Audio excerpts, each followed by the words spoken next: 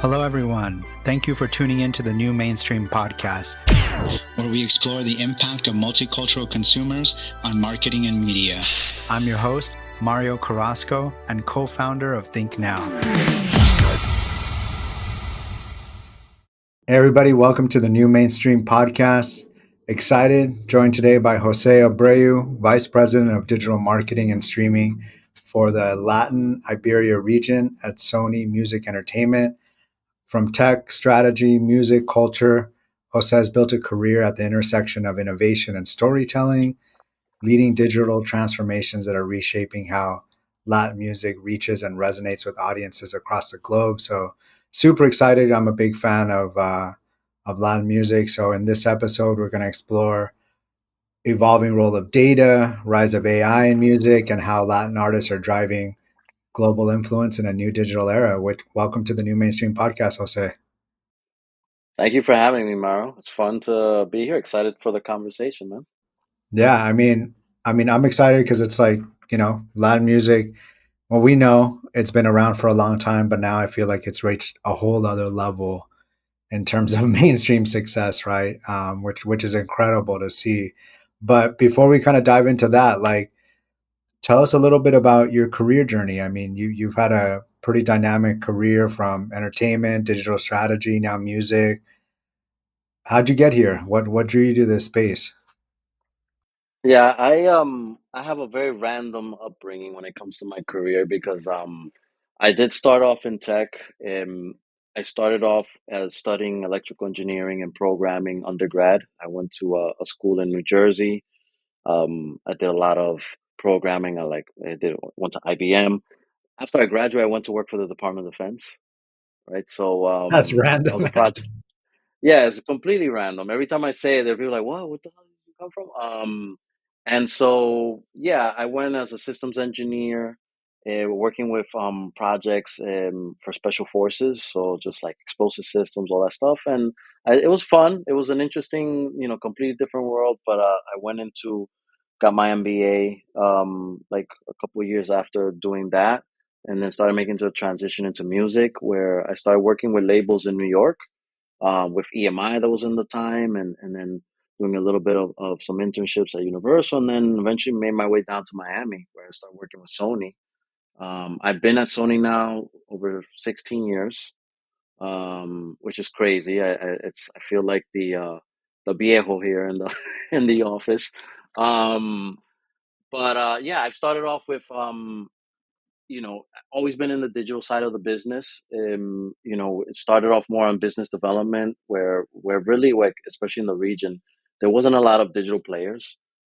At the time, there was Apple Music wasn't even launched, and so I helped with the launch of Apple Music in our region, and then the expansion of more partners, and so eventually my role evolved. So then I started adding sales, and then little by little, then digital marketing was becoming more and more of a thing, and so fast forward to now, I basically have a hybrid role. I oversee digital marketing and streaming for our region. It covers the U.S. Latin market, covers all of Latin America, Spain and Portugal, and work with all our teams across the different markets with anything from paid media, influencer marketing, different initiatives in terms of social content, video content, YouTube, Spotify, all that stuff. So anything digital, I pretty much touch.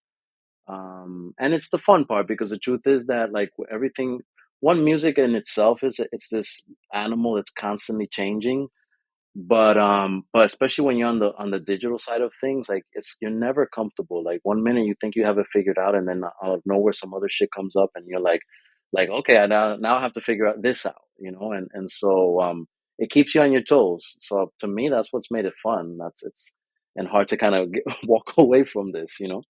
Yeah. So tell. I mean, I want to get into the music part, but then you've had some really interesting career pivots, to put it lightly. Like, what were some of the moments where you're like, okay?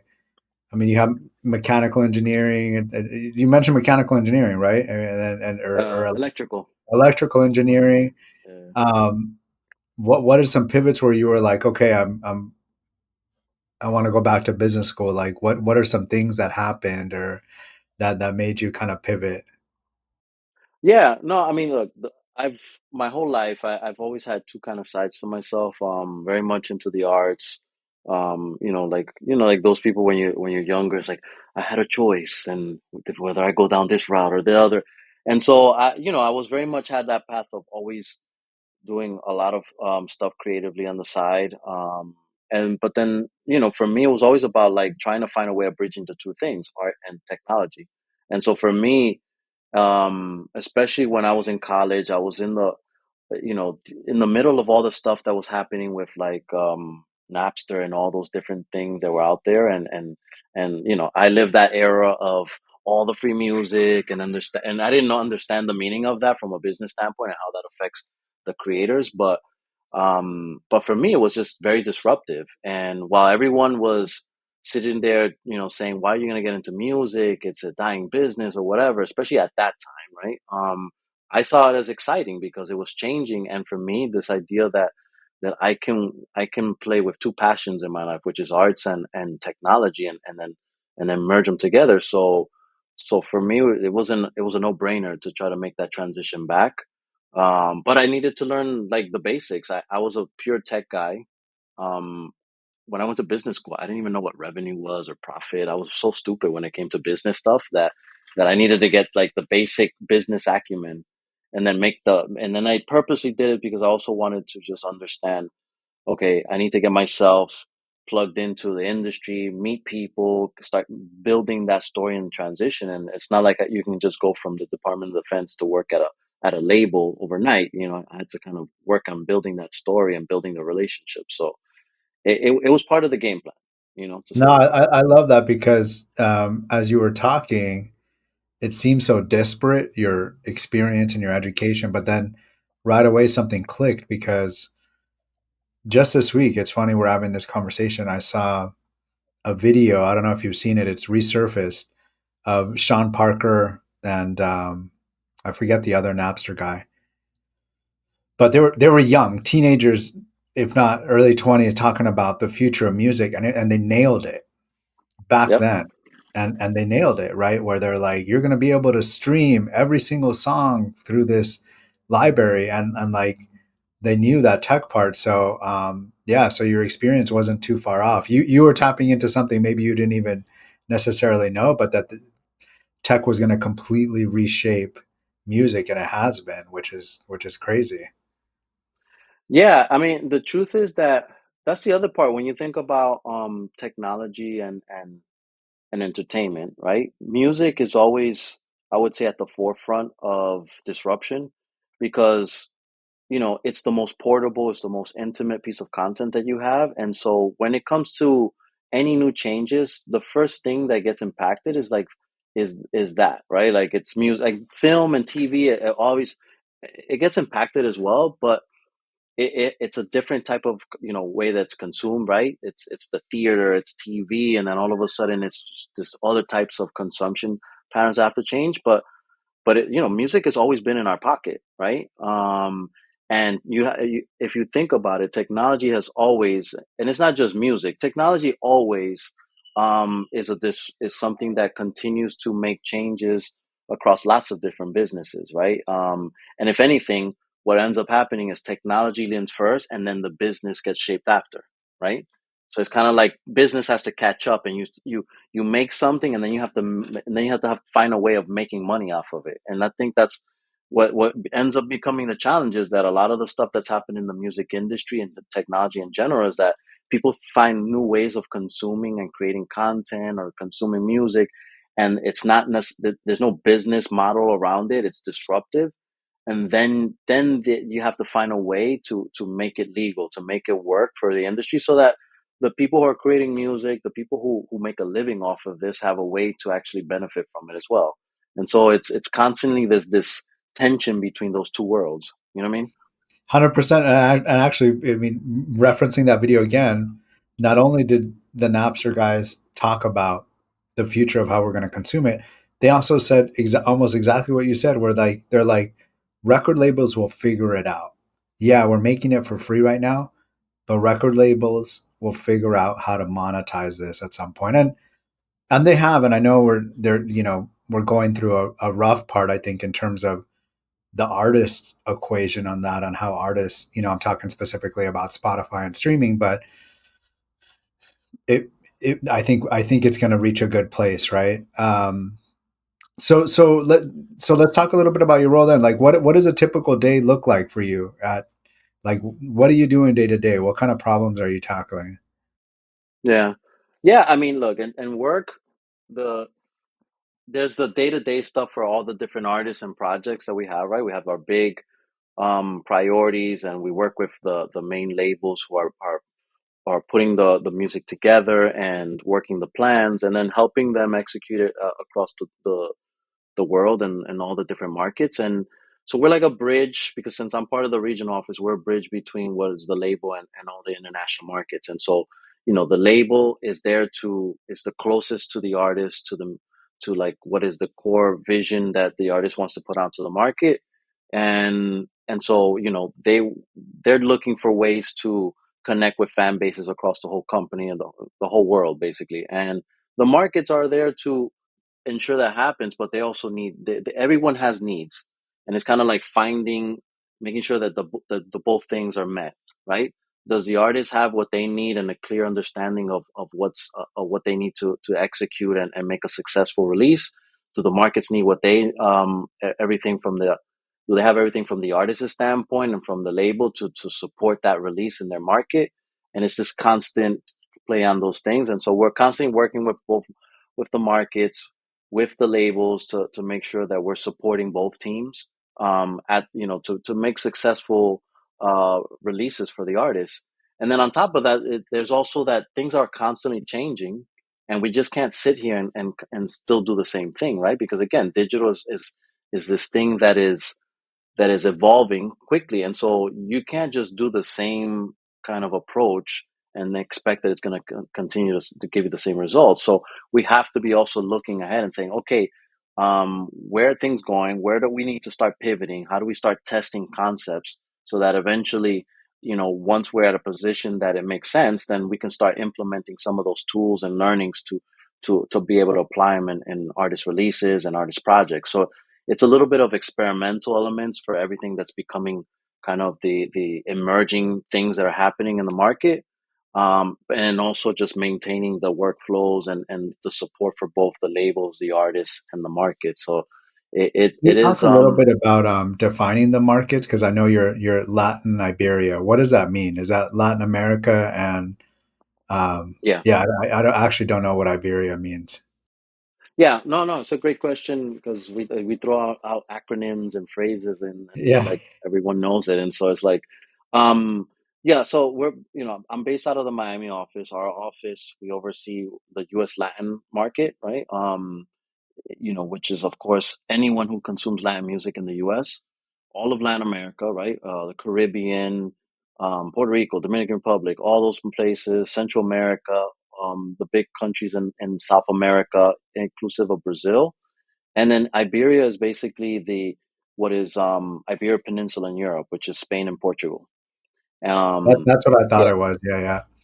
Okay. yeah, and so we work. Those are our core markets, because that's where, with our artists, that's where their bread and butter is. But we also have a team in London that supports Latin music into Europe, into Asia, and to all the other parts. Because you mentioned in the beginning of the conversation, I mean, Latin music is worldwide, right? It's being consumed in all parts of the world. You have Latin artists which are touring in countries like Japan, and in markets that maybe 10 years ago you wouldn't have even imagined thinking that you'd have a Colombian artist doing a show in London or in France, and people there paying money to attend and to see this artist, which is the coolest thing to see. Are you talking about Shakira? Shakira's one. I mean, Shakira is to us. She's our superstar, our global superstar. We have many artists like that, and and you see it. She did the Super Bowl, right, with J Lo.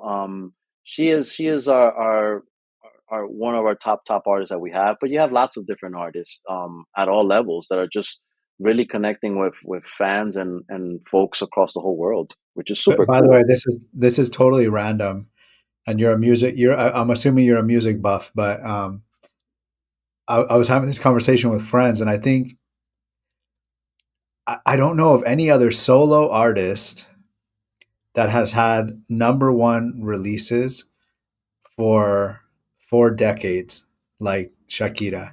I mean, I like someone was like, "Oh, Beyonce," but I'm like, well, technically, Beyonce was part of a group in the '90s.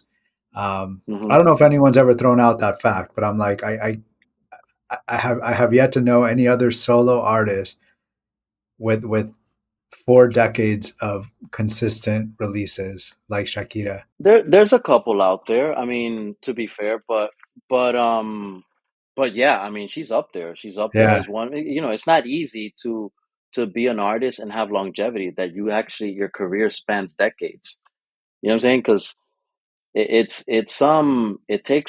takes a lot of effort, you know, and artistry to still be relevant, right? And to still be able to put out good music that connects with folks and across different generations. Because it's not like that, you know, it's just one generation, you know, that continues to be a fan all as they age. It's like, you know, younger audiences connecting with Shakira and some of the other artists we have. So sorry, very far and few are able to do that, and it is about, you have to have the work ethics. I think you have to be an artist that is constantly working on your craft, constantly, you know, making music, almost kind of like a studio rat, we call it, like those folks who just live in the studio making music because it's what they love, it's their therapy, you know. And so those are the things that, you know, that's why she has that notoriety. That's why she's been able to do it, because she is one of the hardest working artists that you'll see in this business, and that is for sure a fact.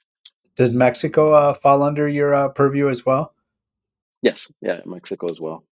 Yeah, so we have, and Mexico in itself has a history of, you know, legends, you know, Yeah, and everything that's happening with Mexican music as a whole right now that you keep seeing, right? Like the Peso Plumas of the world, right? That you know, we've had situations now where we have artists that sing Mexican music doing shows in markets like in Spain, where it was something unheard of in the past, you know. yeah, we have um Fuerza Regida gonna do the Hollywood Bowl, which is, yeah. when I was growing up, because I mean, my parents are from northern Mexico, so that's the music I grew up with, and even people in Mexico weren't necessarily familiar with northern regional, and now it's like to Yep. see it worldwide is kind of surreal for me, you know? Yeah, and you know that, like, Fuerza Regida is a perfect example of, you know, what you see happening with even like Mexican music, is that it's this, the thing that I always find fascinating about music is how it evolves, and that usually it's this, it's almost a this following how people have traveled culturally around the world, and that all of a sudden you have folks in LA that are consuming US culture, hip hop, etc., right? They have a certain aesthetic and look, and then their, you know, their parents and their family in Mexico bring you the music that you grew up with listening, and then you start to blend the two things, and it's I always make the analogy of, it's like cooking. You know what I mean? Like, where all of a sudden, you know, when you hear these kind of restaurants that they have the Mexican Asian fusions and whatever, it's like you make these really cool you know, dishes that are a mix of different flavors that it feels familiar, but there's something unique to it, right? And that's what's kind of made it special, and that's how they've become you know, the big superstars that they are, is that they found this way of creating something that is unique, but it's very much feels American, but also familiar enough to a Mexican and in Mexico to love it. So it's this cool fusion of things that are happening there culturally, you know. For sure. Yeah, no, I love it. We actually did a study on corridos. I should have sent it to you, but I'll send it to you. We did a just kind of looking into it, and the biggest finding we saw was that there's a lot of non-Hispanics consuming corridos, which is really cool. I mean, Yep. like you even see like at Coachella, people dancing to banda that aren't Latinos. I mean that's pretty amazing to see. And I'm sure you're seeing that in the numbers too, right, on your end. Yeah, 100%. I think that's why it's cool, because if you think about just culture in general, that there is this, you know, people go and especially like in big cities in the States, right? They're going and they may go to a certain location consuming music, food that's Mexican, but then in the background there's cool music, or there's a festival, food trucks, and you're like, oh, what's that song? That's kind of cool. What is that? And then somebody's telling, oh, that's Fuerza Regida, and then it's like you start to blend all these things where you see people that you wouldn't be used to seeing in a crowd, right, bopping to a Mexican song, and it's because it's there's so many ways that people are engaging with the culture, and any little aspect of the culture becomes like an entry point into like the whole thing, right? So it is really cool what you see in the states, because you have this, especially in these big cities, these melting pots of different cultures coming together, where you know I wouldn't be surprised one day you're gonna see, like, actually, it's funny. I don't know if you've seen this on TikTok. There's these like I think they're like these Punjabi Indian artists that they do like Latin music, and they start Love kind of those taking guys. up, you know. But that's an example where you They're say so like, good. and they're so good, and if you hear, right, like you're like, shit, that's kind of cool. I like that. You know what I I mean? know Like, exactly who you're talking about. Yeah, they're great. Are they in Canada or the US? I don't even know where I have no idea. I have no idea. they might be Canadian, but I could be wrong. But yeah, no, I know exactly who you're talking about. That they're great, and I've heard them do some reggaeton too. Like, Yeah, uh, exactly. They did a Bad Bunny track like that. Yeah. right, right. So actually, on that point, one thing I wanted to ask you, I think obviously, selling Latin American music in Mexico into Peru or Colombia, I feel like the while it's different, it's much easier, right? Because there's a shared language, and obviously the U.S. with a big Latino population, and just having Latin America as our neighbor makes it much easier for it to go in. You mentioned some other markets, like could you share with us some other, like whether it's Europe, Asia, what are some other markets that are kind of listening to Latino music at a higher rate than people would expect? Yeah. Well, look, I mean, you see consumption of music in London, right? There's a lot. There's surprisingly, like, there's a lot of Latins in London. There's Colombians. There's a lot of folks there, and they have like clubs out there in London that consume Latin music. Um, some of them, like Italy is a big market that consumes. Oh, okay. France. There's consumption in even markets like in the Nordics as well. Like you see, like some in Switzerland, there's consumption of Latin music. Yeah, it's there's pockets across the whole world where you see consumption of Latin music. And the thing is that it's very much like, I'm in my 40s, and I remember like growing up with dancehall, for example, and reggae, and dancehall was big. And I remember I would be in a club, and I would be just dancing up a storm with a particular song, and hearing the and I didn't know what the hell was being said. I didn't understand shit, but it made me dance. And I think that Latin music falls in that same kind of space where it's like it just feels good. It's like a cool vibe.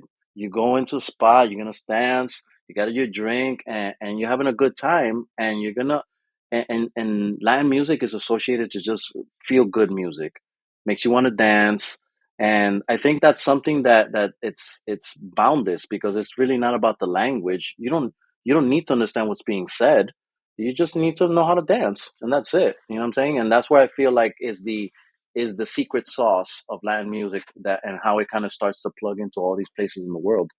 You know? No, and I mean, and I think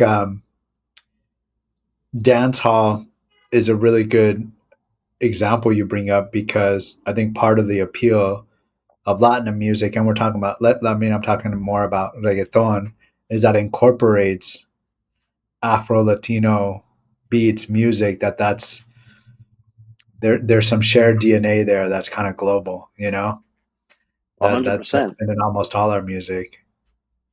Yeah, 100%. And like reggaeton, I would say is very much in a similar space, like hip hop, where over time, hip hop started in the East Coast, right? And then there was the West Coast, and then it started being regional sounds of hip hop, and then you have hip hop everywhere, right? Like there's different pockets of there's French hip hop, UK hip hop, different subgenres, and reggaeton right now, it's something that it evolved, right? Like it was the influences of Jamaican dancehall. Then it went to Spanish reggae in Panama, and then from there to Puerto Rico. But now you have reggaeton, the Colombian reggaeton. You have Mexican reggaeton, which is a big thing now, right? A lot of I actually this don't know movement. any. I've never heard about Mexican reggaeton. Now I feel Oh, ignorant. no, no, Mexican reggaeton is a thing. It's been blowing up. There's a lot of artists now that are popping off in Mexico, in that space. Yeah, in that space. You also have Chile reggaeton. You have reggaeton, from lots of different countries, which is it's just their own kind of vibe to it. Right. Oh, Um, that's cool. like I gotta look yeah. into that. Yeah, yeah. No, there's a lot. I mean, and it's interesting because some of them take more of like a retro sound to it. It's like that old school reggaeton sound, like early stage reggaeton. Lyrics different. Everyone has a different flow to it, but that's but it's at a stage where there's just lots of different pockets of reggaeton, you know.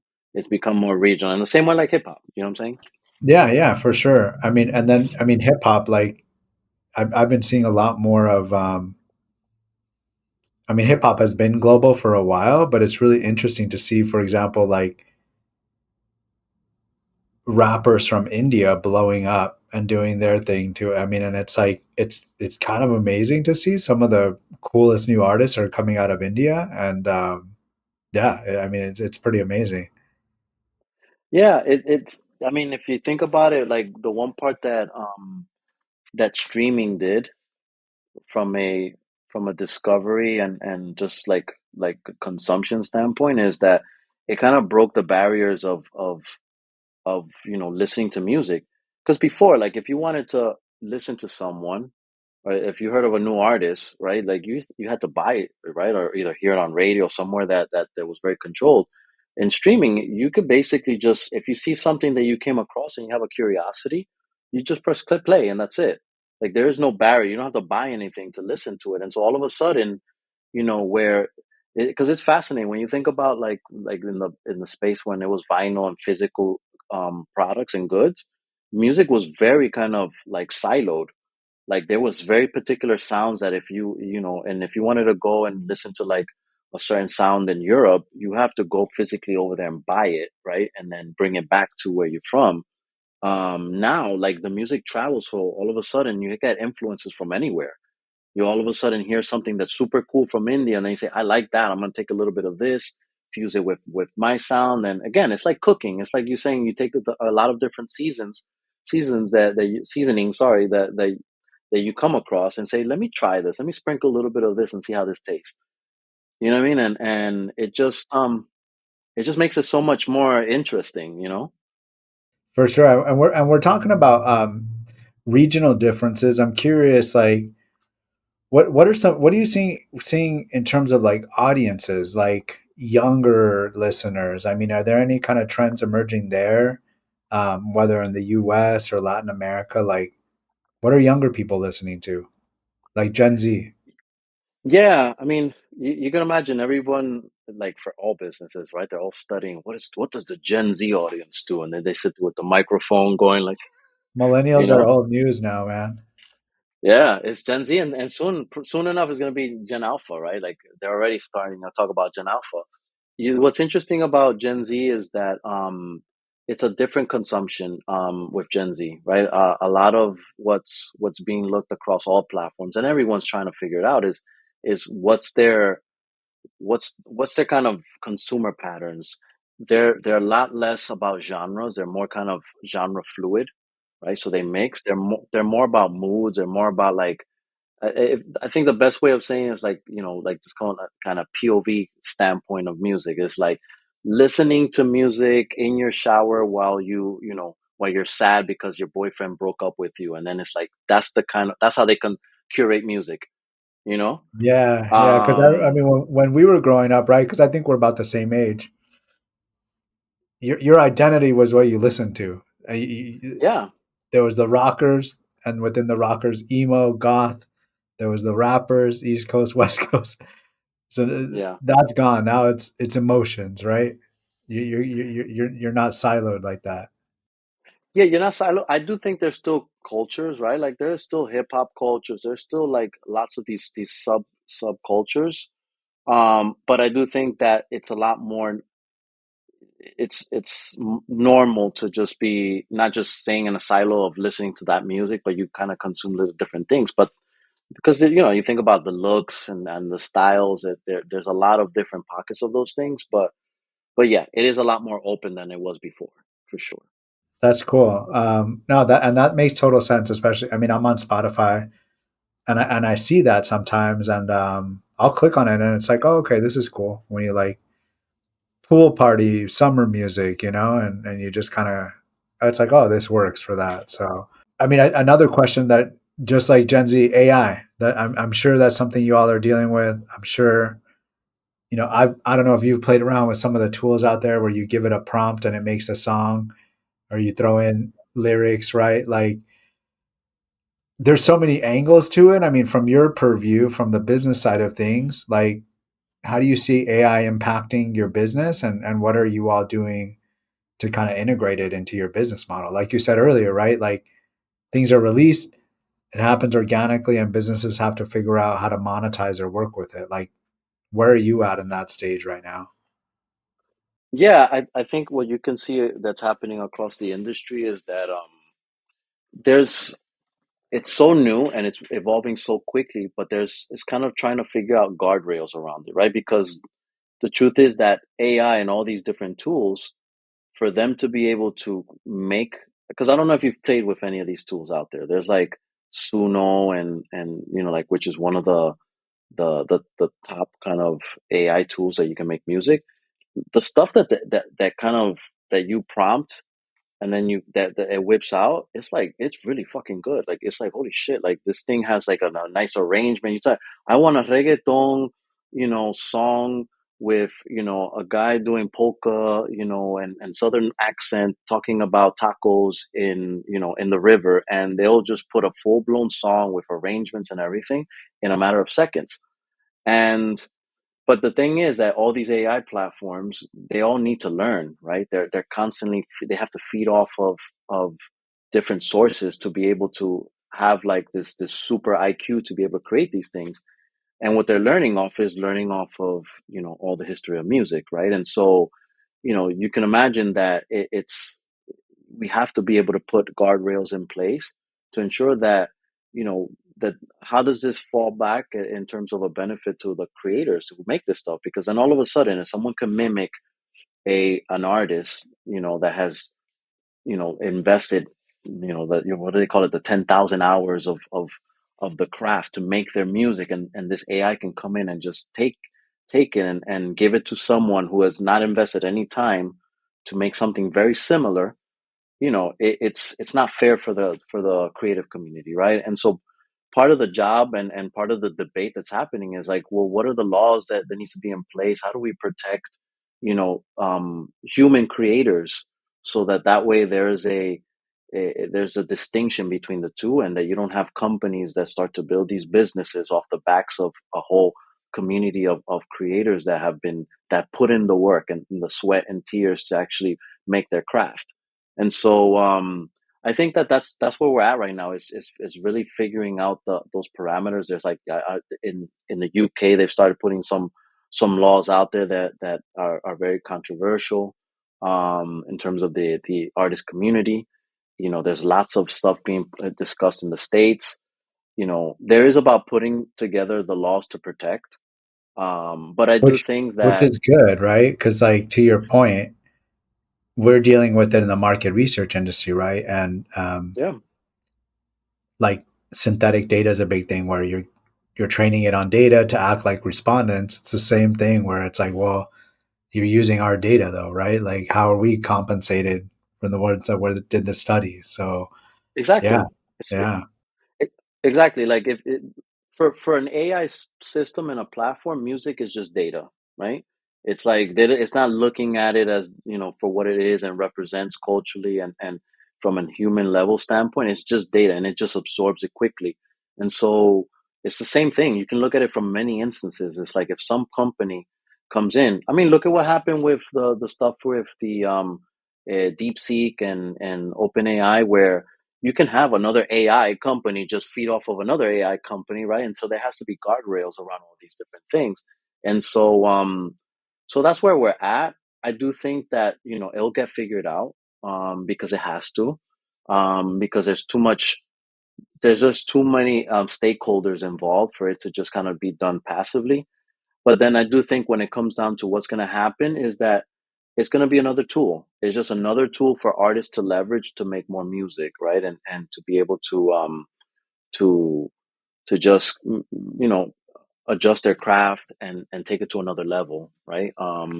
I do think that for you will have AI music, right? That's purely AI, but I don't think that what I was going to say is that you know even though there's music that will be AI created purely, it doesn't have a soul. And I honestly do think that for humans that want to listen to music, they want something that has soul. They want something that there was a story behind how it was made, not just something that was put in a lab.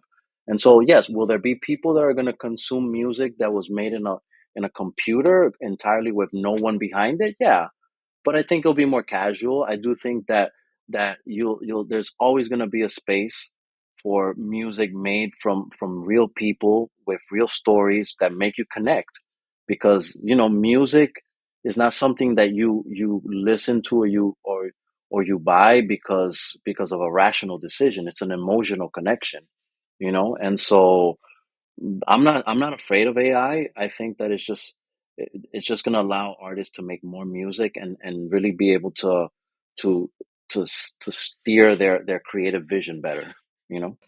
Yeah, yeah, no, and you're right. And I think, the business part of it too. I mean, there's got to be a way. Two things: one, artists to be compensated if a song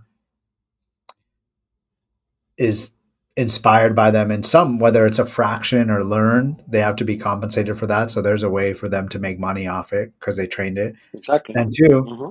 I'm sure there's artists that just don't want their music to be used by AI, period. So you should be able to opt out. Just like there's some artists that are not on Spotify or some of the streaming platforms, right? Like they have the option, like, you know what, I don't want it to be trained on it.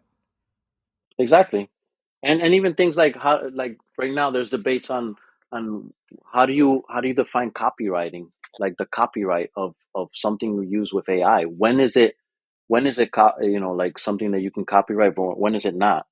It's these gray areas that are being kind of created right now, which again, this is what happens with technology. It starts to create scenarios that are debatable, that we have to discuss and really put some guardrails around to make sure that it's set up and it's helping compensate those who make this music and allow them to dedicate their lives to it, because it's great when you can do it as a passion, as a hobby, but we also want people to make a living off of the music they make, of the content they make, because then it allows them to make more music, for their fans, and have more things that we're able to listen to, receive from artists, right? It's just healthy. It's needed for everyone, right? It's so yeah.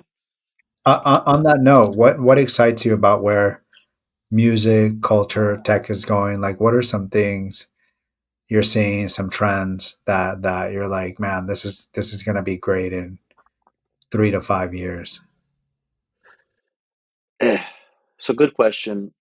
I think that what one thing is AI will, again, I think it's going to be a tool that artists leverage to make more music.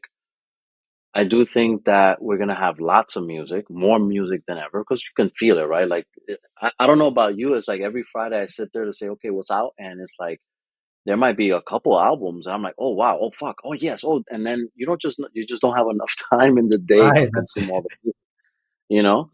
Um, and so I do think that some of those things, on one end, create challenges in terms of how you discover music, but it does kind of force the old school things to actually come back to the surface, just really word of mouth, really kind of just more weight on the on the power of sharing among your own peers and community. Like, yo, I'm listening to this is dope, check this out, because that's really where the discovery is going to be. because there's just so much happening. And I think that those things will actually help influence what other people listen to. So what I think is exciting, is that, it's been there for some time, but more than ever, the power of the consumer, really, in terms of really defining what is popular and what's good, is it's really in the hands of the consumer, and not so much, a platform or any companies that are dictating, like, this is what you need to be listening to. You can put it in front of many people, but if they don't like it, it won't be consumed by everyone. So I think that's exciting. It's so funny you mentioned that, Jose, because I'm a big consumer of music, work, driving, at home, and different scenarios for each, right? What I listen to in the car by myself, I'm not going to listen to with my little kids. But one thing that frustrates me about the platforms is the discovery engine is terrible. Like, there's like the AI DJs now. I started listening to it. I thought in the beginning it was cool. Then I realized you keep on feeding me the stuff that I'm skipping. I don't like it. And I've noticed, oh, they're just pushing for whatever reason. I don't know what the business. Well, I'm assuming the business decision is they're big artists and they want to get more revenue there. But the recommendation engine is terrible, and that's like a frustration for me. And I'm like, I know you know what I like. I know you have all the data of what I listen to. I know you could suggest really good things, but it pushes things that I would never necessarily listen to. You know what I mean? So to your point, yeah, I'm even at the point where I need to seek an alternative platform because there's so much music that I want to listen to, and I want a better recommendation engine. You know? Yeah. And yeah, I think to that point, and also, to be fair, like, to even the platforms, it's everyone's dealing with this transition, right? Because every platform, one thing that's for sure, like, it is the editorial side of any of the services. It is like this space that's really pure, and it's meant to be protected. Like, in other words, you have these really amazing curators and editorial teams across all the platforms, that their sole job is to listen to music, and find what's best for what people want to listen to, because that's what makes good business sense for the platforms. They want people to stay on the platforms listening to music.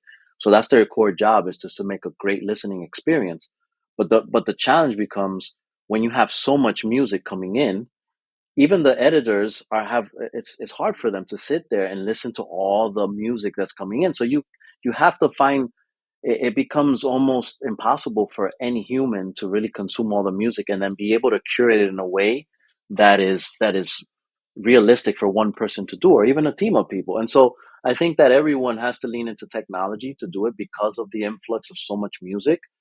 But again, as everybody is starting to adjust their platforms and their solutions and all these things to do that well, because again, everyone is going to be incentivized by making a really great listening experience for their um subscribers and their fans and consumers, that it's going to work. It'll get there.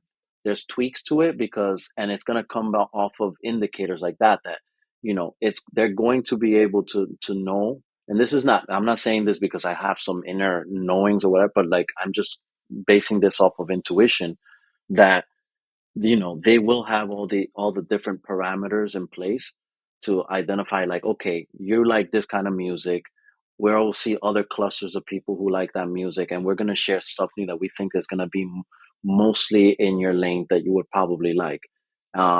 They have things like that in place. Like, there's a lot of work things online in terms of the different strategies that people take, and cues. But I think that it gets better and better over time, because there's just no other solution. It is very difficult to just rely on humans to curate this stuff, because it's just too much music coming, and it's going to be more, especially if you think about AI, right?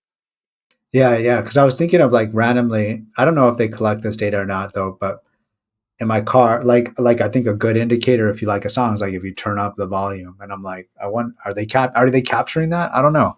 Like, can are they capturing that in my car? I'm actually turning the knob up, and it's like, okay, that's a pretty big indicator that I'm digging a song. You know? Yeah, that would be, if it becomes interesting, if it's a car that's electronic, that has their own software, and you know what I mean? Because then, like, for example, Spotify would have to, like, give an example, like they would have to be connected to the actual hardware of the car to know, okay, volume increase, whatever. But things like that, I think that, like, think about those questions, and those scenarios are things that, if I was at, on the, and again, this is where I can put my engineer hat on and say, if I was an engineer on the side of the technology services, what are those variables that I think are going to be important for us to test and play and see if that gives us a better listening experience.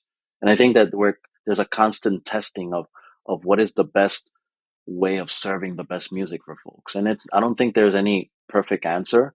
Um, but it evolves, and I think it's just going to get better, honestly. Yeah, yeah. Yeah, no, I could talk about this stuff forever, but we're almost at time. I want to one more question for you. The music space is competitive. Lots of people want to get in, right? Like, what's some advice that you would give to marketers trying to get into this industry? Like, what do you give to the young aspiring music executives?